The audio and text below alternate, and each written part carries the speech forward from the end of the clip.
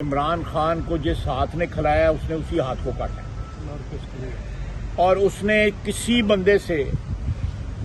या किसी से भी, मैं सिर्फ बंदा नहीं कहूंगा, किसी से भी जो है ना उसने वफा नहीं की। मेरा अपना ख्याल है कि पिछले 3.5-4 साल में और उससे कबल जो है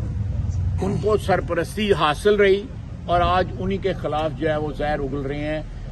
और जो पिछले 3.5 साल की तबाही जो है उसका कोई सदेबाब किया जा सके, उसके जो असरात हैं, जो टॉक्सिक असरात हैं, उसके जहरीले असरात जो हैं, उन असरात को जो है किसी तरह जो है उनका जो है मदावा किया जा सके।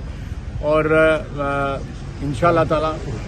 अल्टीमेट जो सॉवरन है वो पाकिस्तान की आवाम है, उन्होंने फैसले करने हैं।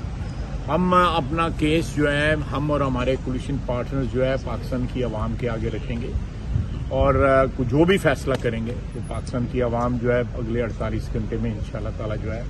उनको हम एतमाद में ले लेंगे। हम अकेले, क्योंकि कोलिशन है, हम अकेले जो है फैसला करने की पोजीशन में नहीं है और ना हमें करना चाहिए फैसले को अकेले,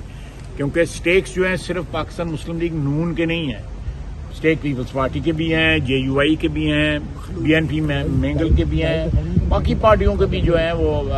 बाप पार्टी के भी हैं। ये सारे के सारे जो है MQM के हैं, तो ये सारे के सारे जो है जब तक ऑन बोर्ड नहीं होंगे हम किसी फाइनल जो है फैसले के ऊपर जो है वो नहीं पहुंच सकते। हमारे पास दबाव जो हो सकता है सिर्फ पाकिस्तान की आवाम का हो सकता है और किसी का दबाव नहीं हो सकता। पाकिस्तान की आवाम जो है, हमारा वोटर जो है वो हमारे पे दबाव